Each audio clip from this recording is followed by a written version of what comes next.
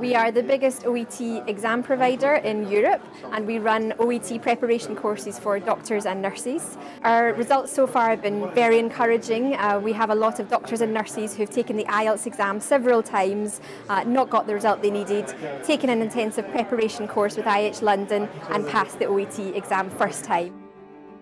Working here in the UK, we've seen a phenomenal impact since the NMC and the GMC recognised OET, and it's had a really transformative effect on not only the number of candidates but their experience of meeting the regulatory standards that the GMC and the NMC set.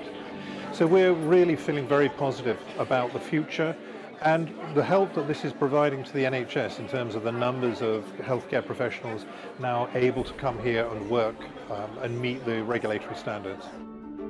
So we're preparing nurses and doctors for the OET test. We've been doing it for a few months now. The feedback has been fantastic and the results have been very encouraging. Just on an OET trial for OET themselves, 5 out of 6 nurses passed first time. I was able to offer some of my observations of the nurses as they've gone through their OET journey towards registration.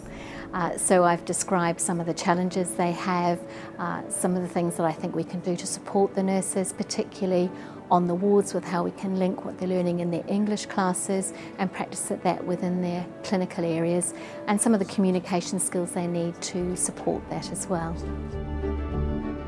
What I thought was very important today was the practice, the speaking practice with the nurse and patient. And it gave you a kind of idea of what to expect in the examination, so I could actually transfer those skills and help my students in the classroom.